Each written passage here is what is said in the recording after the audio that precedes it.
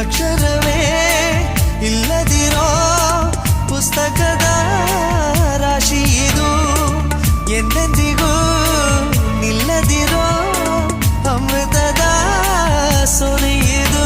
ಎದೆಗೂಡಿನ ಕಾಜಾನವೇ ಒಲವೇ ಗುಟುಕು ನಿನಗೆ.